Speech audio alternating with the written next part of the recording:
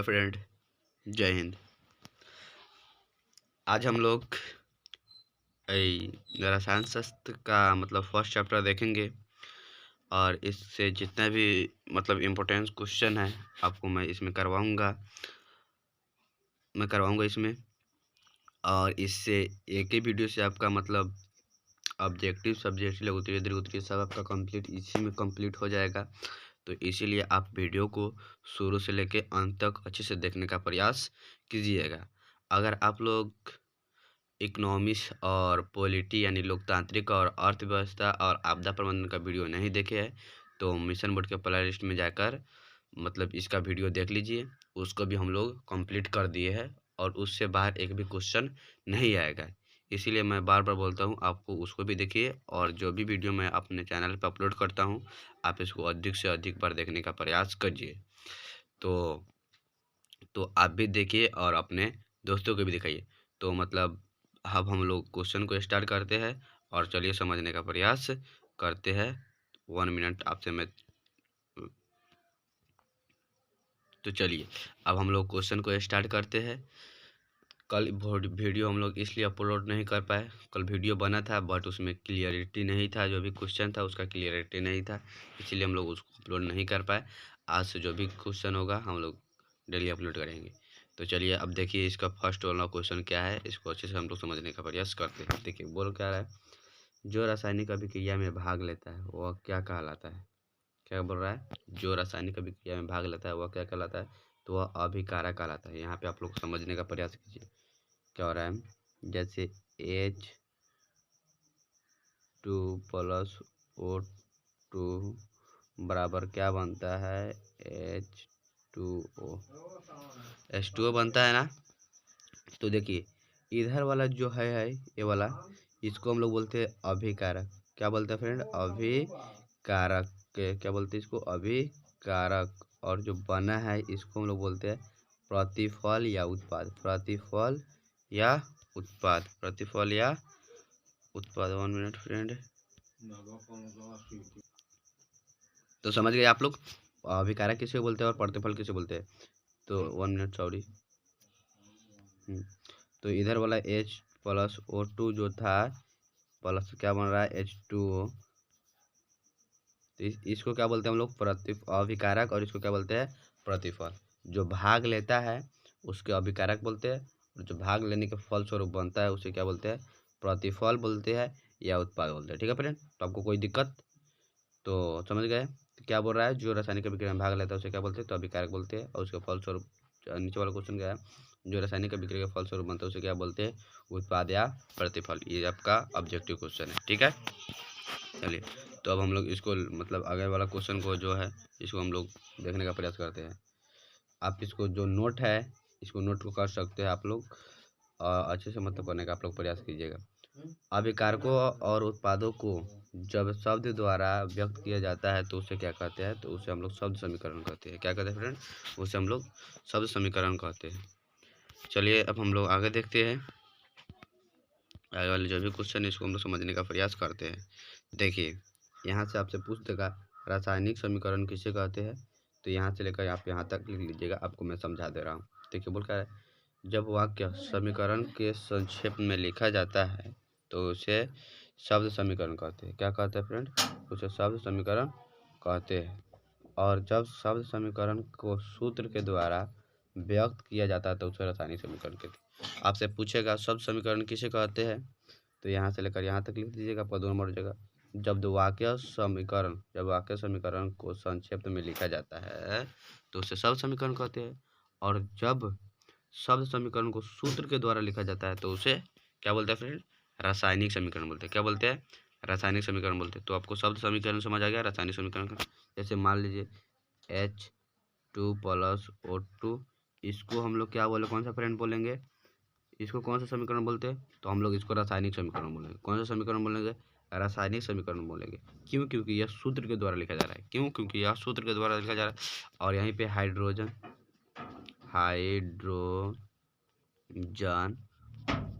Plus oxygen लिखा जाए ऐसे, और इसके फलस्वरूप लिखा जाए जल, तो इसके फल मतलब तो उस इसको हम लोग क्या बोलेंगे, तो इसको हम लोग शब्द समीकरण बोल देंगे। क्या बोलेंगे फ्रेंड, शब्द समीकरण बोलेंगे।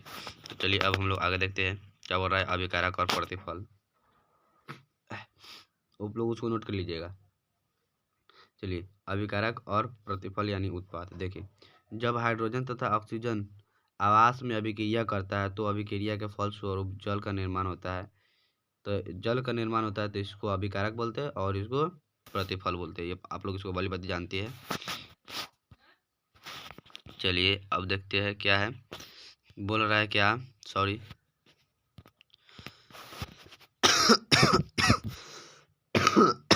Sorry friend.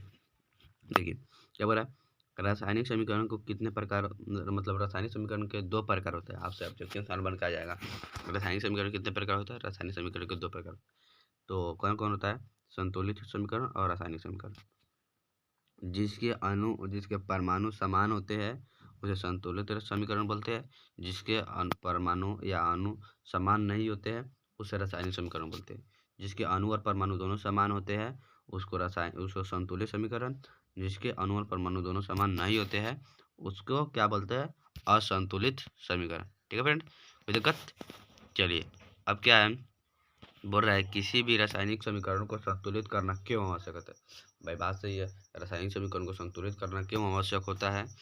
तो देखिए आपको पता चल गया रासायनिक समीकरण किसे बोलते हैं। तो द्रव्यमान या अणु परमाणु जो भी है उसका समान होगा उसे रासायनिक, जिसका समान नहीं होगा उसे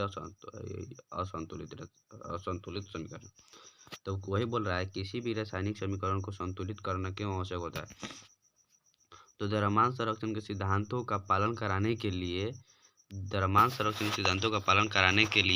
रासायनिक समीकरण को संतुलित करना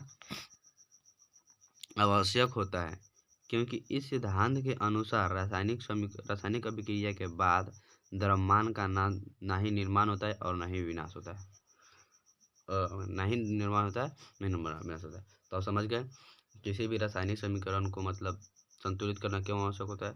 तो किसी भी रासायनिक समीकरण संतुलित द्रव्यमान संरक्षण, कौन संरक्षण, द्रव्यमान संरक्षण के सिद्धांतों के नियमों का पालन कराने के लिए रासायनिक समीकरण को संतुलित करना आवश्यक होता है, क्योंकि यह मतलब इस सिद्धांत के अनुसार रासायनिक अभिक्रिया के बाद द्रव्यमान का ना तो निर्माण होता है और ना ही विनाश होता है। ठीक है, तो अब द्रव्यमान आपको दिक्कत हो रहा हो समझने में तो इसके जस्ट नीचे आपको बताया जाएगा।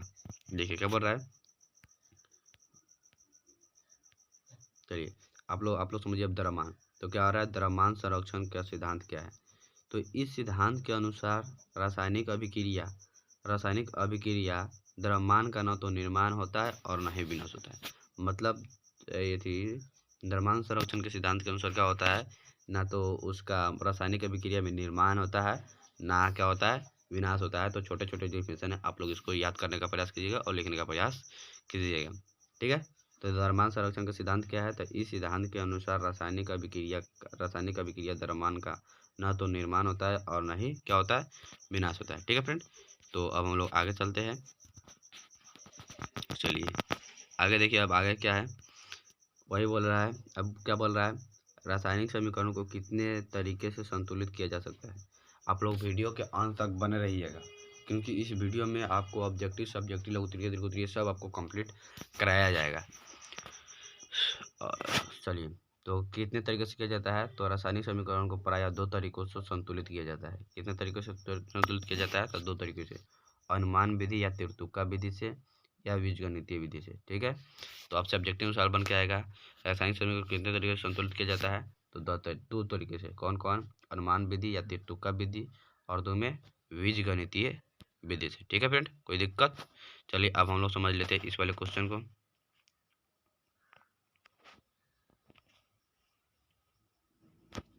तो इसको हम लोग जूम कर लेते हैं। चलिए अब यहाँ पर क्या बोल रहा है, रासायनिक समीकरण द्वारा कौन कौन दो सूचनाएं प्राप्त होती है। या आपसे ऐसे भी सवाल बन जा सकता है, रासायनिक समीकरण के क्या फायदे हैं, रासायनिक समीकरण के क्या फायदे हैं, रासायनिक समीकरण से क्या फायदे हैं, तो इसको भी लिख देते हैं। या रासायनिक समीकरण द्वारा कौन से दो सूचनाएं प्राप्त होती है। ये दोनों क्वेश्चन का मीन्स एक ही निकल रहा है। ठीक है, अगर फायदे में बोल रहा है तो फायदे में और भी आप लिख सकते हैं। रासायनिक समीकरण को से मतलब क्या पता चलता है, ऐसे भी क्वेश्चन आ जाएगा आपसे, रासायनिक समीकरण से क्या पता चलता है, तो यहाँ से लेके यहाँ तक लिख दीजिएगा। ठीक है ना फ्रेंड। तो अब हम लोग इसको थोड़ा चर्चा कर लेते हैं। देखिए, तो कौन सा पदार्थ भाग ले रहा है, रासायनिक समीकरण से पता चलता है कौन सा पदार्थ भाग ले रहा है और क्या बन रहा है, यह पता चलता है। जैसे में H2 + O2 क्या बराबर क्या हुआ, जल। तो इसको हम लोग रासायनिक समीकरण बोलेंगे, क्यों, क्योंकि यह सूत्र के द्वारा लिखा गया है। और इसको हम लोग अभिकारक बोलेंगे और इसको हम लोग प्रतिफल बोलेंगे। ठीक है। अभिकारक में कितने परमाणु या अणु भाग लिए और कितने उत्पाद में कितने परमाणु या अणु बने, इससे भी ये भी पता चलता है। जैसे में H2 + O2, तो फिर यहाँ पे 4 गो है हाइड्रोजन के पास और 2 गो है यथी के पास, ऑक्सीजन के पास। तो जो ये वाला है 2 है, ये वाला 2 है जो हाइड्रोजन के लिए भी है और ऑक्सीजन के लिए भी है। तो 4 गो इसके पास भी हो गया और 2 गो इसके पास भी हो गया, तो दोनों को मतलब समान हुआ, तो यह संतुलित रासायनिक समीकरण है। ठीक है फ्रेंड, कोई दिक्कत? तो क्या हो रहा है, कौन सा पदार्थ भाग ले रहा है क्या और क्या बना रहा है, यह पता चलता है। जैसे में H2 + O2 बराबर H2O, अभिकारक में कितने परमाणु या अणु भाग लिए और उत्पाद में कितने परमाणु या अणु बने, जैसे एग्जाम्पल में रासायनिक समीकरण बताया गया है। तो आप लोग इसके सीधे नोट कर सकते हैं, कोई दिक्कत वाली बात नहीं है। देखिए, ऊपर का उदाहरण से पता चलता है कि हाइड्रोजन के 2 अणु ऑक्सीजन में एक अणु से मिलकर जल के 2 अणु का निर्माण करते हैं। क्या करते हैं, जल के 2 अणु का निर्माण करते हैं। देखिए, तीसरा नंबर पॉइंट क्या है, आयतन के विचार से कितना आयतन भाग लिया और कितना आयतन बना, यह भी पता चलता है। क्या पता चलता है, आयतन के विचार से कितना आयतन भाग लिया और कितना आयतन बना, ये भी पता चलता है। जैसे में 2H2 + O2 बराबर क्या हुआ, 2H2O, 2H2O, ये भी पता चलता है। ठीक है फ्रेंड, कोई दिक्कत? चलिए, तो हम लोग एक बार और इसको देख लेते हैं। तो रासायनिक समीकरण द्वारा 2 सूचनाएं कौन से प्राप्त होती है, तो कौन सा पदार्थ भाग ले रहा है और क्या बन रहा है, यह पता चलता है। जैसे में H2O + O2, तो H2O, अभिकारक में कितने परमाणु या अणु भाग लिए और उत्पाद में कितने परमाणु या अणु बने, 2H2O + O2। ऊपर के उदाहरणों से पता चलता है कि हाइड्रोजन के 2 अणु ऑक्सीजन में एक अणु से मिलकर जल के 2 अणु का निर्माण करते हैं। आयतन के विचार से कितना आयतन भाग लिया और कितना आयतन बना, यह भी पता चलता है। ठीक है फ्रेंड, तो अब हम लोग आगे वाला जो भी क्वेश्चन है इसको हम लोग देखते हैं और अच्छे से समझने का प्रयास करते हैं। देखिए, जो मैं आपको नोट करने के लिए बोलूँगा, मतलब ऊपर का जितने भी था उसको आप लोग नोट कर लीजिएगा। अब हम लोग समझते हैं द्विविस्थापन अभिक्रिया, द्विविस्थापन या उभय विस्थापन अभिक्रिया। देखिए, आपसे ऐसे भी सवाल बन के आ सकता है इससे द्विविस्थापन अभिक्रिया का अन्य नाम क्या है, तो उभय विस्थापन अभिक्रिया है। क्या है, उभय विस्थापन अभिक्रिया। या उभय विस्थापन का अन्य नाम क्या है, तो द्विविस्थापन अभिक्रिया है। यही बोल रहा है, द्विविस्थापन अभिक्रिया किसे कहते हैं या उभय विस्थापन अभिक्रिया किसे कहते हैं, इसको आप बताइए। तो देखिए, जब दो यौगिक अपने आयनों की अदला बदली करके नए यौगिक का निर्माण करते हैं, तो इस प्रकार की अभिक्रिया को द्विविस्थापन अभिक्रिया कहते हैं। क्या बोल रहा है, जब दो यौगिक अपने आयनों की अदला बदली करके नए यौगिक का निर्माण करते हैं, तो इस प्रकार की अभिक्रिया को द्विविस्थापन अभिक्रिया कहते हैं। कोई दिक्कत फ्रेंड? जैसे में क्या हो गया, NaSO4, तो क्या हुआ, सोडियम सल्फेट। क्या हुआ, जैसे में सोडियम सल्फेट हो गया। और K2 + SO4 क्या हुआ, पोटेशियम सल्फेट हो गया। MgSO4 क्या हुआ, मैग्नीशियम सल्फेट हो गया। तो एक बार और इसको ऊपर वाला समझिए, क्या बोल रहा है, जब दो यौगिक अपने आयनों की अदला बदली करके नए यौगिक का निर्माण करते हैं, तो इस प्रकार की अभिक्रिया को द्विविस्थापन अभिक्रिया बोलते हैं। तो 2 एग्जाम्पल लिख दीजिएगा, तो आपका बहुत अच्छा हो जाएगा, नंबर बहुत अच्छा मिलेगा। चलिए, यहाँ से कुछ ऑब्जेक्टिव फैक्ट है, ऑब्जेक्टिव सवाल है, कैसे बनता है आप लोगों को मैं समझाने का प्रयास करता हूँ। ठीक है, तो देखिए, यहाँ से ये सब ऑब्जेक्टिव फैक्ट है। क्या है, ऑब्जेक्टिव फैक्ट है। इधर वाला नोट अब नहीं भी करते हैं तो कोई विशेष फर्क नहीं पड़ता है। इधर में बताया गया है कितने मतलब परमाणु है जो इसमें भाग ले रहा है, तो उसको आप मत देखिए, आप लोग इसको नोट कीजिएगा इधर वाला। तो बोल आपसे ऑब्जेक्टिव सवाल बन के आ जाएगा, NaSO4 को किस नाम से जानते हैं? तो सोडियम सल्फेट, या सोडियम सल्फेट का सूत्र क्या है? तो NaSO4। पोटेशियम सल्फेट का सूत्र क्या है? तो K2SO4। K2SO4 के क्या होता है? पोटेशियम का रासायनिक तत्व होता है, और सल्फेट SO4, ठीक है। और मैग्नीशियम सल्फेट का रासायनिक सूत्र क्या होता है? MgSO4। तो Mg किसका तत्व होता है? मैग्नीशियम का। Mg किसका तत्व होता है? मैग्नीशियम का। कैल्शियम सल्फेट, तो Ca फ्रेंड क्या है? CaSO4। तो कैल्शियम का रासायनिक तत्व क्या हुआ? Ca, और सल्फेट SO4। बेरियम सल्फेट, तब BaSO4। तब बेरियम का रासायनिक तत्व Ba और उसका SO4। जिंक सल्फेट, तो ZnSO4। तो जिंक का रासायनिक तत्व Zn और उसका SO4। आयरन सल्फेट, तो Fe और SO4। किसी को कोई दिक्कत? तो आयरन का रासायनिक, आयरन मतलब लोहा, लोहा का रासायनिक तत्व क्या हुआ? Fe। लोहा का रासायनिक तत्व क्या हुआ? Fe। तो देखिए, अगर आपके मतलब क्या बोलते हैं उसको, 1 नंबर के सवाल में आपसे सवाल पूछ रहा है, तो आप इसको इजीली सॉल्व कर सकते हैं।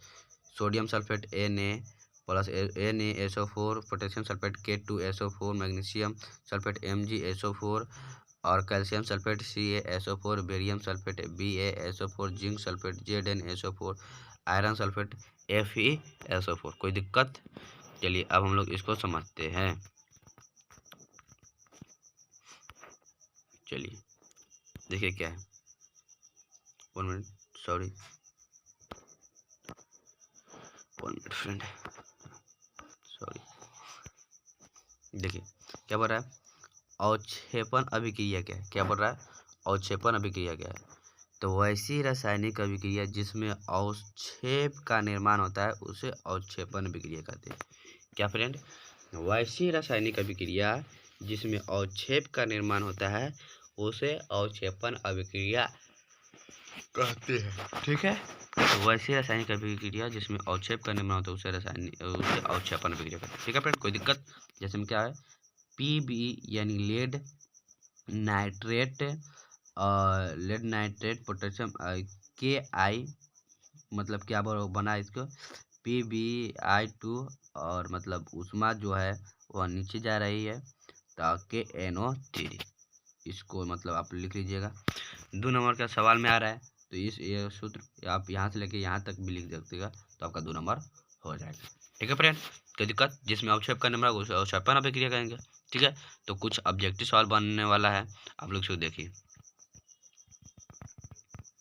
चलिए, तो यहाँ से भी आपका ऑब्जेक्टिव सवाल बन सकता है। इसको मतलब क्या यह समीकरण संतुलित है या नहीं है? तो क्या यह समीकरण संतुलित है या नहीं है? तो यह समीकरण संतुलित नहीं है, आई थिंक। हाँ, नहीं है। क्या, क्यों नहीं है? क्योंकि यहाँ पे आई के पास कोई भी परमाणु अणु नहीं है, लेकिन यहाँ पे आई के पास 2 गो अणु है ना। यहाँ पे ओ के पास 3 गो अणु है, तो यहाँ के पास ओ के पास 3 गो अणु है, ठीक है। तो पीबी के पास भी नहीं है, तो पीबी के पास भी नहीं है, तो और ओ के पास 3 और 2 6 गो अणु है, लेकिन यहाँ पे 3 गो अणु है। तो ये क्या है? असंतुलित रासायनिक संतुलन। क्या है फ्रेंड? ये असंतुलित है। चलिए, तो आपसे ऑब्जेक्टिव में मिसाल बन के आ जाएगा। PbNO3 को क्या बोलते हैं? तो लेड नाइट्रेट। तो इसको आप लोग नोट कीजिएगा। तो PbNO3 को क्या नाम है? तो लेड नाइट्रेट। तो लेड नाइट्रेट का सूत्र क्या होता है?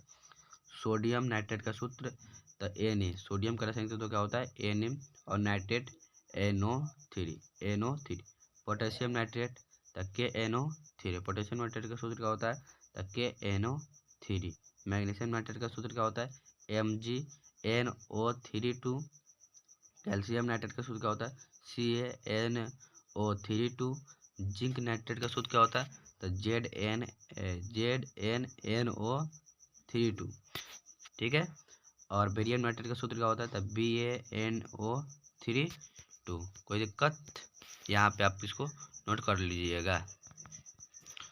चलिए, तो बेरियम हो गया, और एल्युमिनियम नाइट्रेट का तो AlNO3, ठीक है ना।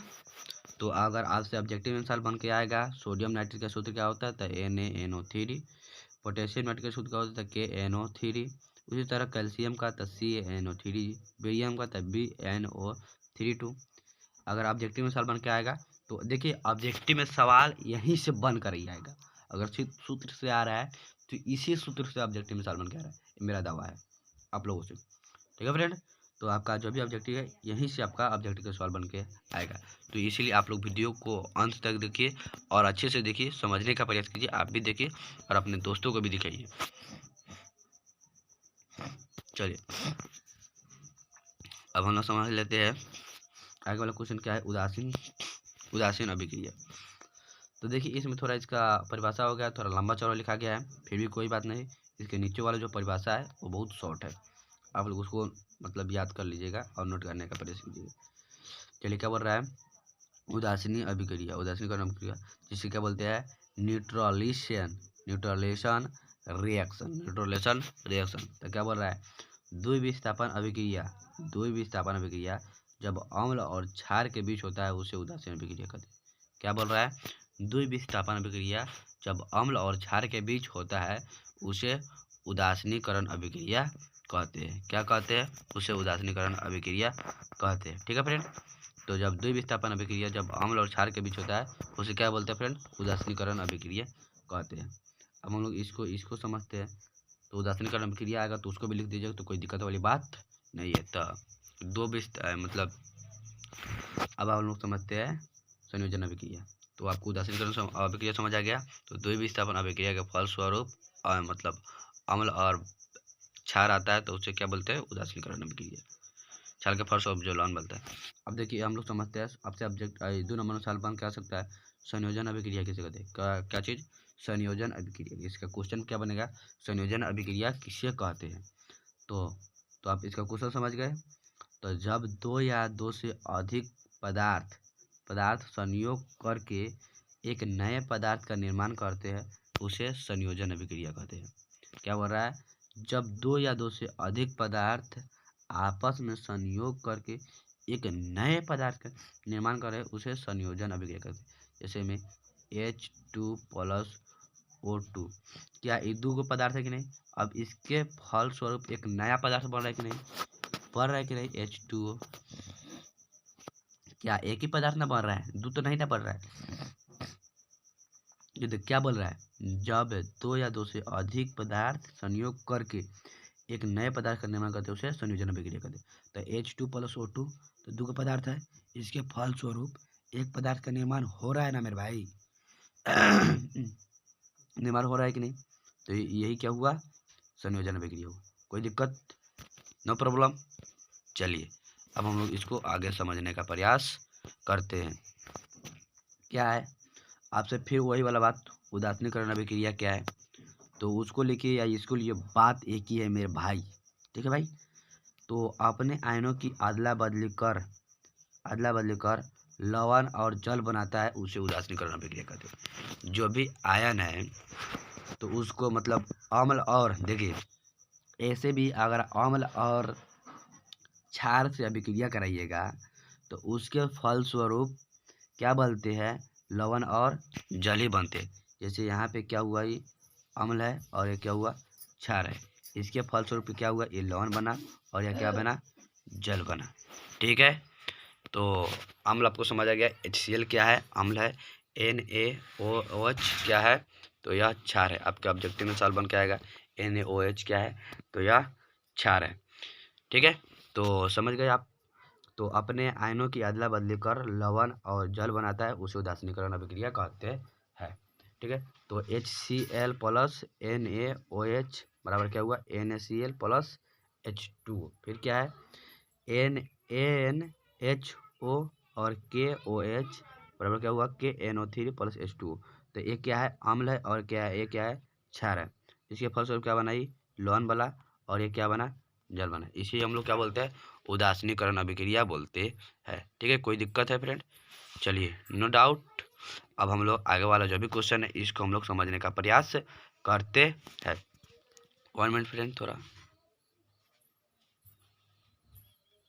चलिए तो अब हम लोग इसको अच्छे से देखने का समझने का प्रयास करते हैं। क्या है, विस्थापन या एकल विस्थापन या प्रतिस्थापन अभिक्रिया क्या है, हम लोग इसको अब समझने का प्रयास करते हैं।